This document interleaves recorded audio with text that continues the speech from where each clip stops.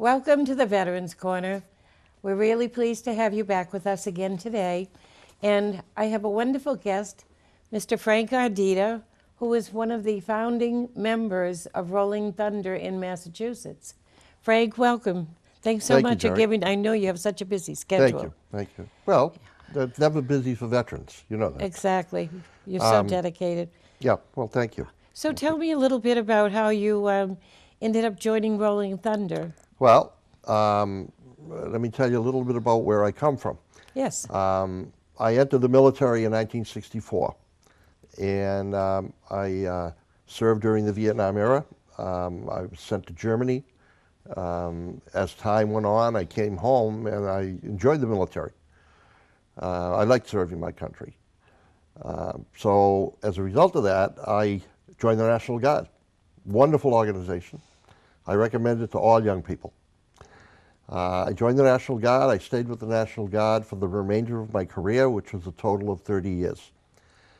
During that period of time, I came up the ranks. I was an infantryman. I was a medic.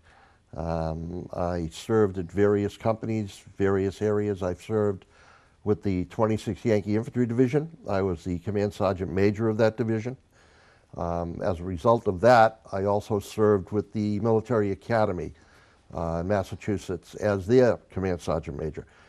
My final mission was as a State Command Sergeant Major. During that time, many changes occurred, and one of the changes was Desert Storm. I served during that period of time, and we sent a lot of troops overseas. Massachusetts has done a yeoman's work when it came to the service of our soldiers to the issues of not only Iraq, but Afghanistan. And we're still sending troops there. And because of good training, many of them were able to come home. Well, thank God for the training. The training is difficult, as we expect it to be. Boot camp is still difficult, which is a very, very positive thing. We're training soldiers. We're preparing them for battle. No way other to look at it than to be sure the training is above board and superb. And I'm confident that the military is doing that, all branches. So that's what I did. That's where I came from. And what was your highest rank? My highest rank was an E9, Command Sergeant Major. I worked for a 2-star general here in Massachusetts. It is a very prestigious position in that I am the senior enlisted for the Commonwealth. I worked directly for the 2-star, and I worked for soldiers. I am a soldier. I work to be sure soldiers get what is deserved. And that's what sergeants major do. We don't sit back and just watch the game. We play the game. Nice. Nicely said. I really like that. And then you got involved with Rolling Thunder. I got involved in Rolling Thunder. 2005, I went and looked into the program. And as a result of that, a chapter was forming in Brockton, Massachusetts.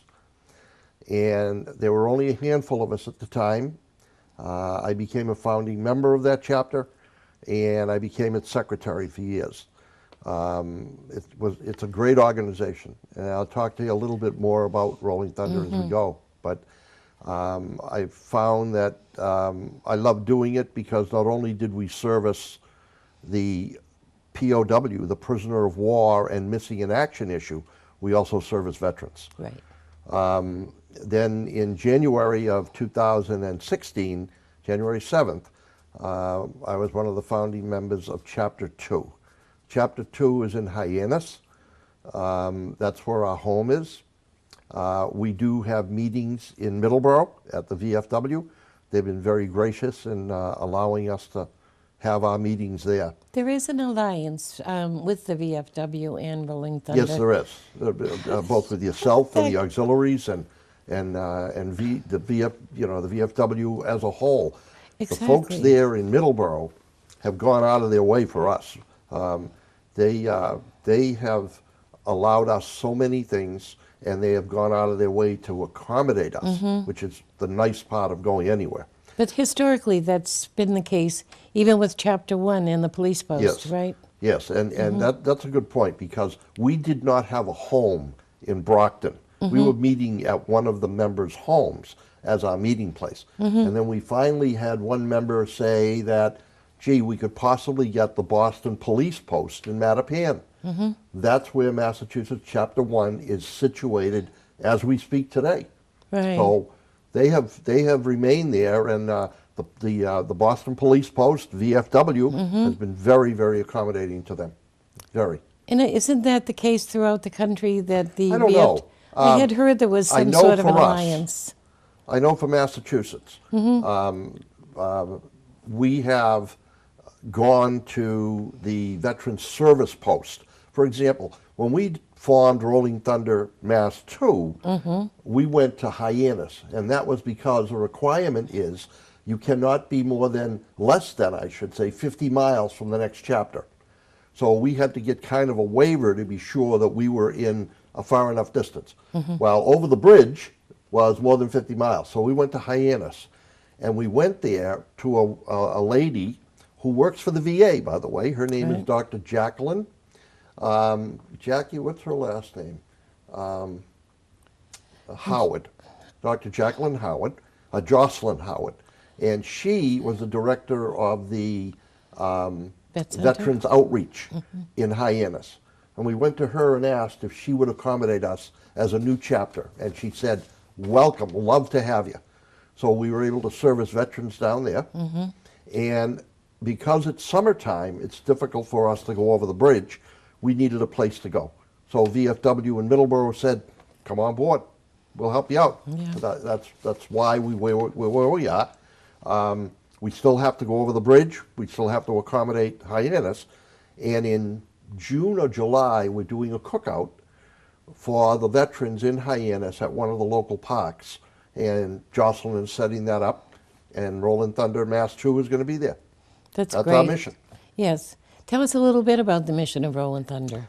Well, first of all, it's to let people know. It's a recognition of those people who became prisoners of war and missing in action. And it tells the United States, we want you to pay attention in any other war that nobody becomes a POW, MIA, and is left behind. So we don't want anyone left behind. You remember this young boy, Bo Bergdahl. Yes. Now, Bo Bergdahl has been defined as other than honorable. Let me put it that way. But I must tell you this, that Rolling Thunder Mass 1, we fought very hard to get Bo Bergdahl home. We had rallies, we paid monies, we sent monies to Arkansas. We supported this young man 100%. Now, people have said, well, look at now, he possibly was a traitor. Well, that may be true, but he was an American serviceman that was captured. We didn't know he walked away. We felt captured, and our mission was to make sure that young man got home. If that young man is found guilty, Article 33 him, court-martial him, put him in Leavenworth. Simple as that. But as an American serviceman, he belongs home in this country. That's why we supported Bo Bergdahl. That is the mission. It is to be sure that no one is left behind. Now, we cannot go and say, now we can dig up all of the bodies all over the world and bring them home. We know that's not realistic. Right. But we do know that we have an organization, used to be called JPAC, and JPAC was a unit that went all throughout the nations and heard or saw where battles took place. The United States service person was involved in a battle in this location. And as a result of that, we sent a team in. Well, JPAC didn't work to all that very well. So now they are combined with a unit in Virginia that is a DNA unit. So now all of that is brought together. The DNA, any founding of DNA. Now, if an American serviceman's family has placed their DNA on file and their loved one has been missing in action or has been claimed to be a POW, if in fact the DNA is located, there can be a match there. We have had young people and old people, let me put it that way, come home. 5 months ago, an American serviceman from Korea was identified as having been killed in battle, and he was brought home. We went to his wake in Somerville. The man was brought home. His family had finally had closure. Exactly.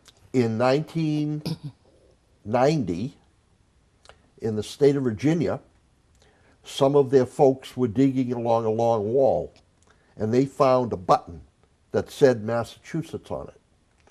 They brought in their National Guard people.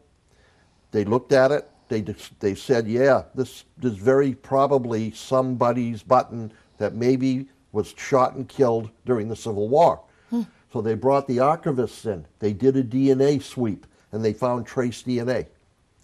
They took that button, and they brought it in through full military honors into the state of Massachusetts. And we buried that soldier, unknown, at Camp Edwards at the National Cemetery in Massachusetts. That's That's amazing. what Rolling Thunder is looking for and what we do. That's our mission. But we also take care of veterans at hospitals. We go and we have pizza parties. We have Cookouts. we have and- all kinds of little yeah. things that we do. We bring clothing to the ladies. We're there. That's what we do. Now, let me just explain this to you. Rolling Thunder Mass 2 has only 24 members. We started, mandated to have 20 members. When we started Mass 1, we only had 12 members. So the directors of Rolling Thunder way back then were a little more lenient with us. We formed our first chapter. We expanded. I think they are up to 300-400 members. Wow, I heard that the Legion Riders, it's called Muddy Waters chapter, Yeah. that they've also joined Rolling Thunder. Oh, that's So something. they're really, boosted Yeah, them up. Yeah. They were going to a lot of the Yeah, same well, events. almost every state in the Union now has a Rolling Thunder chapter. I say almost because I don't know if Hawaii has. But many of the states you roll through, from California all the way in, you have Rolling Thunder chapters. Well, what are the requirements for membership? Very easy. One, you don't have to be a veteran. You have to be a caring citizen who really wants to help out and get our prisoners of war and those missing in action home. That's a requirement. And you have to have a desire to want to do the right thing here. You have to attend 3 meetings and 3 runs a year.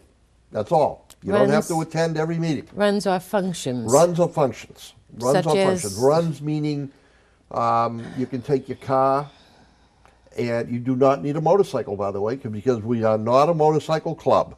Everybody says, oh, Rolling Thunder, you must be motorcycles. We are. And we have over 1 million bikes come to Washington in the next couple of weeks. And we celebrate Memorial Day with a demonstration in Washington of over 1 million bikes. However, you do not need a motorcycle to participate in Rolling Thunder. You need the desire and a bicycle, a car, a truck, a horse. We don't care.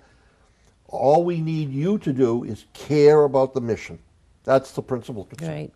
And be interested in helping veterans. Now you've been with Rolling Thunder since chapter 1. You've been a stout member. Your sister was a stout member. You were there with the first chapters. So you saw the progression.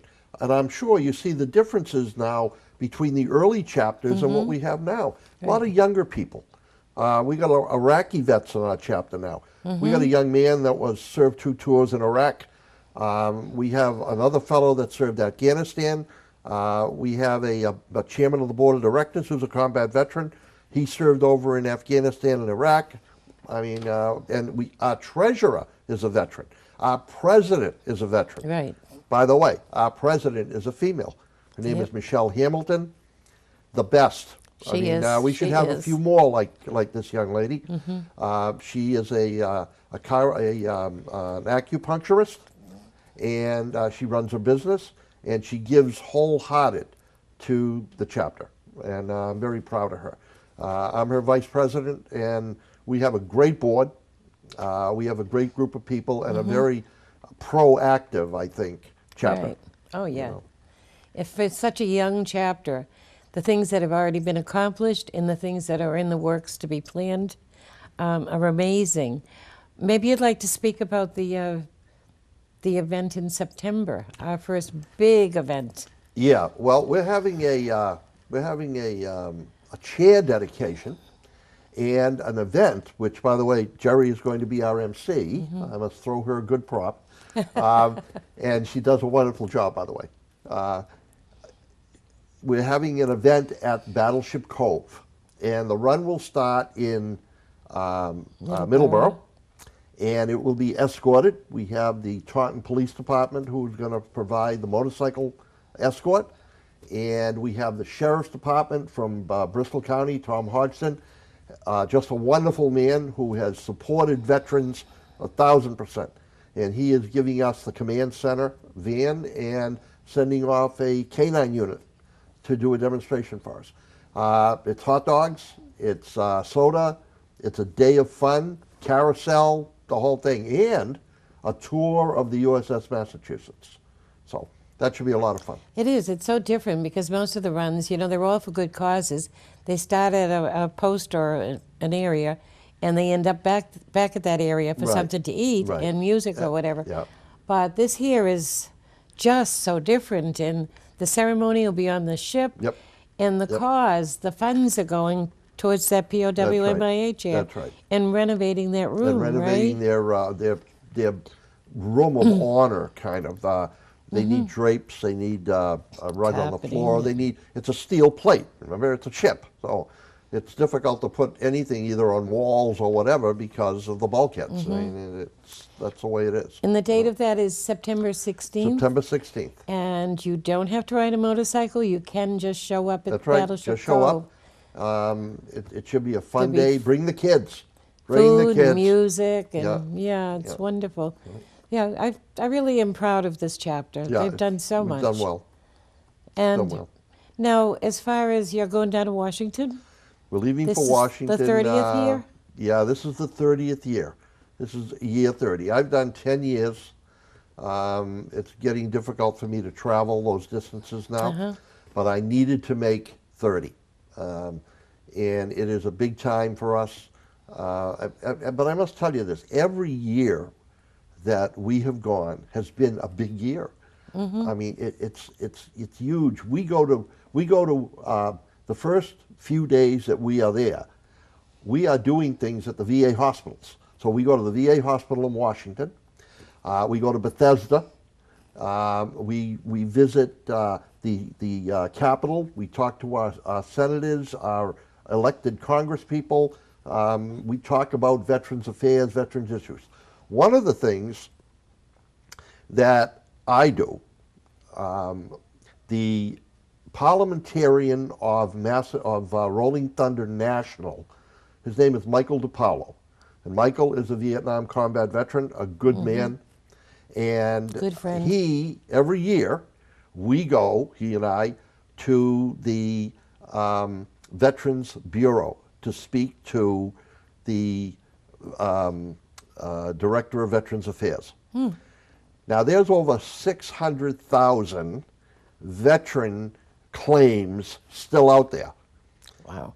Now, Massachusetts is fortunate. We got some great veterans agents.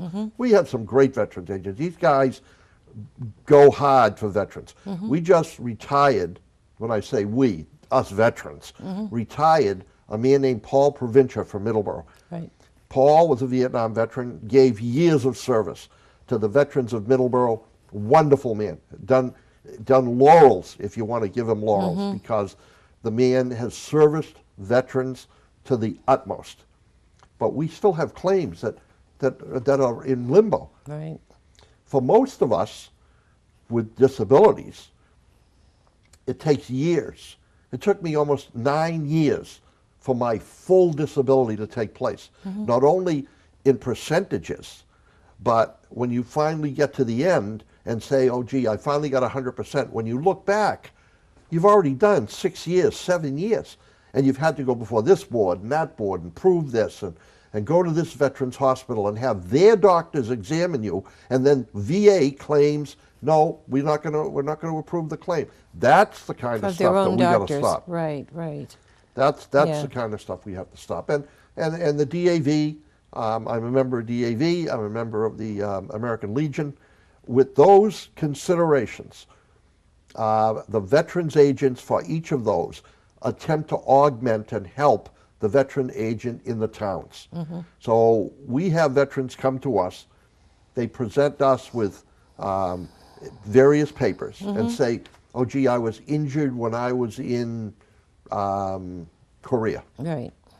And you say, do you have any medical records to show that? Well, I have a medic that signed this form and I have a Purple Heart. So that gives them 30%.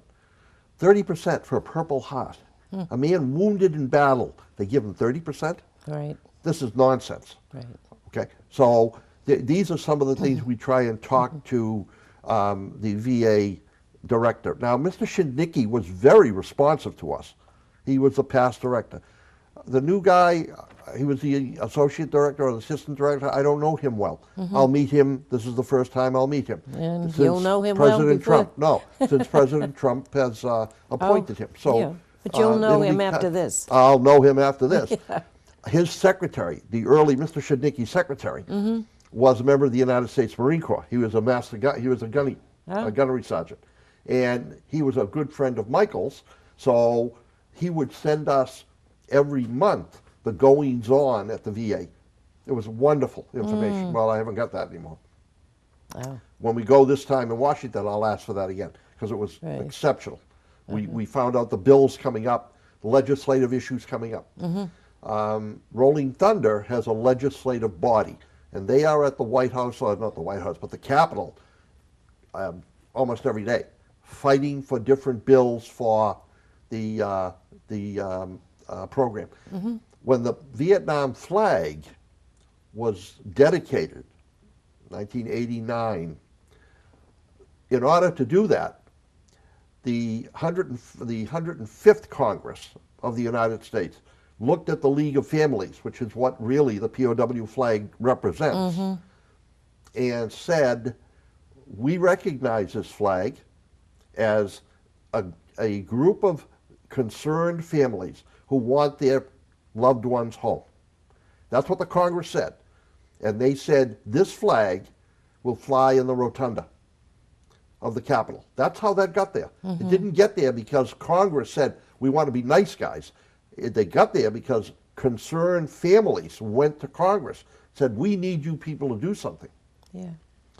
Now, a POW flag, everybody sees it. They see it fly up there, and they say, gee, look at that flag. Isn't that nice? It's black, it's white, it's got a funny face on it, and I can't make out what that thing is behind it. It's a tower. It's got barbed wire around it. It tells of the plight of our POWs. Well, as a result of that, a young woman whose husband was captured by the Viet Cong decided that she wanted the League of Families to take some action in Congress. So they went forward and they asked if a development of a flag could take place. Now, she went to an advertising agency that was very supportive of her. And when she went to that advertising agency, there was a former World War II pilot there. His name was Ainsley. I'll tell you what his name was because I have it written down here. And he's a very important man, and I think his name should be recognized. Newt Ainsley. And he was an advertising agency employee, and he designed the POW flag.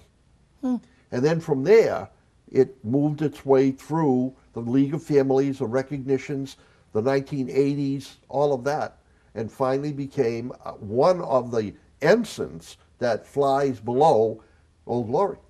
Right. And it's the only flag that is allowed to fly under the national ensign. The only flag, not the Marine Corps flag, not the Army flag, Right. and not the McDonald's flag. The only flag that flies below the national ensign is the POW flag. It now flies over the nation's capital again. Under Mr. Obama, it didn't fly.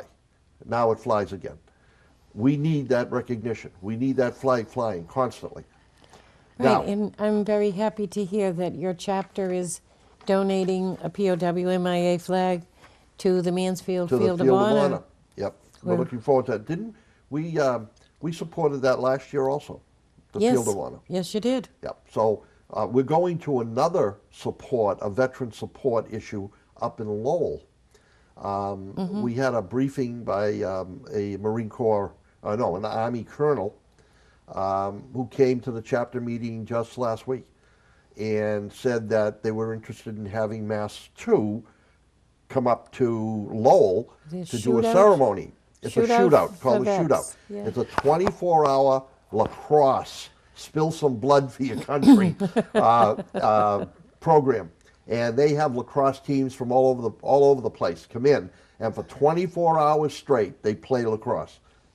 Well, we're going to open the ceremony, and we're going to present the POW flag and do a color ceremony and present that flag there. So we're doing all these little things, you know?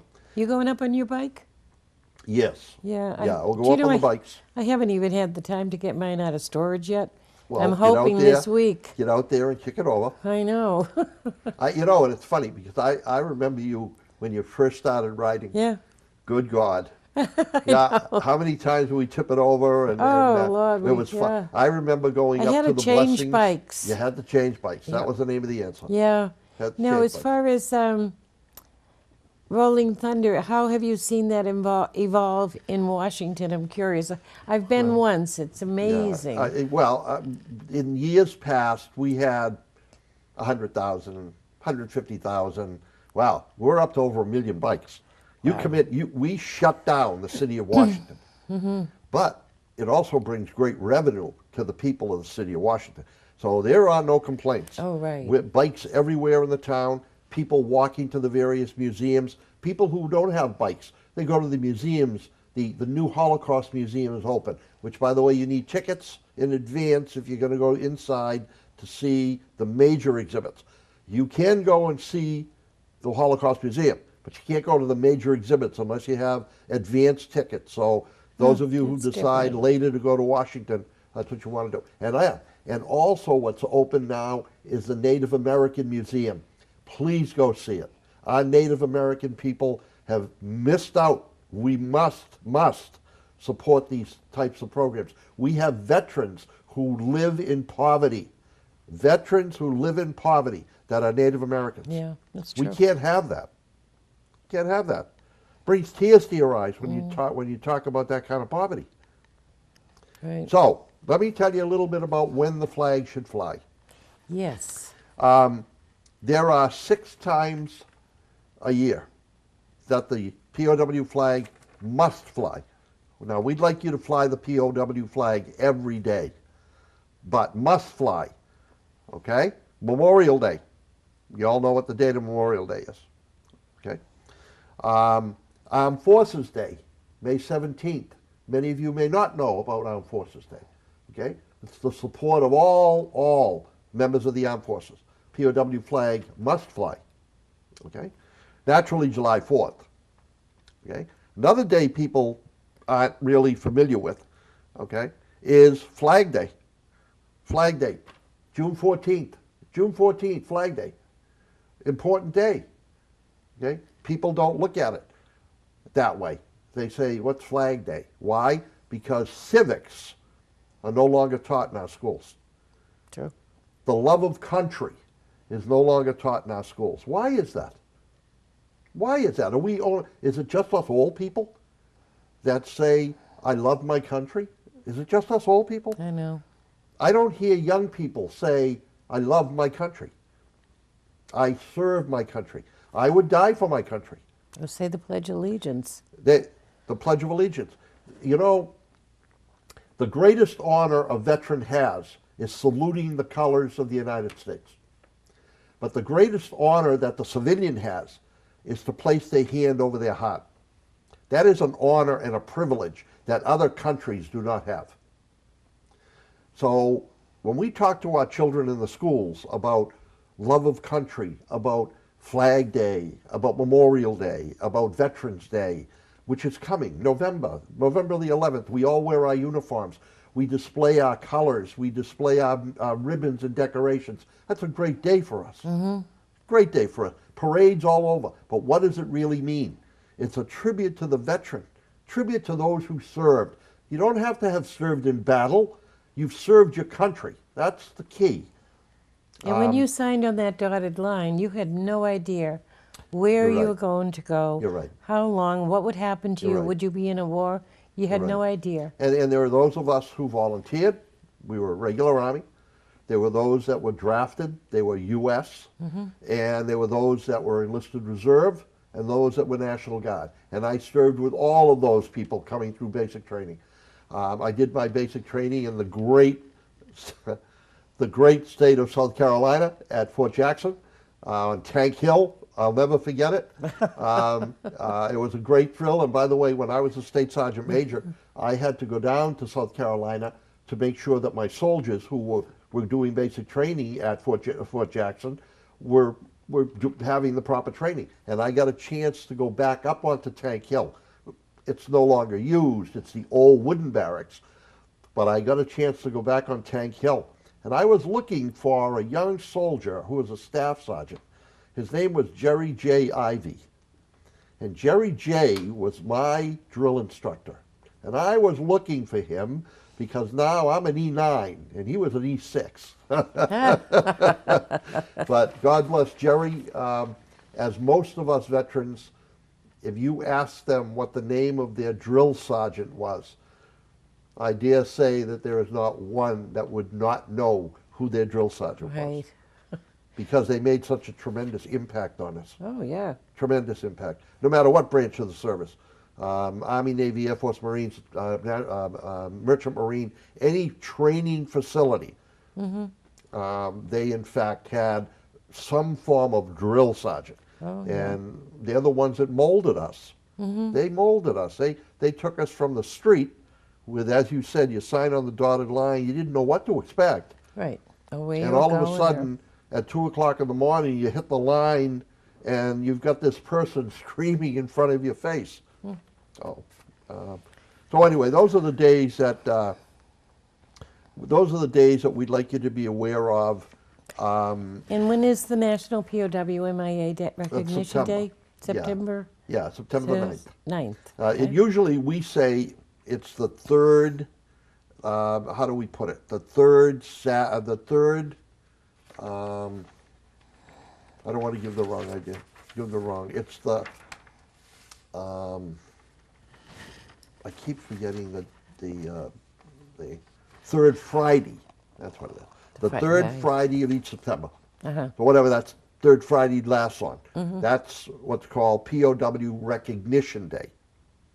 Right. So, Okay. so that's what Rolling Thunder's about. That's who we are. That's what we do.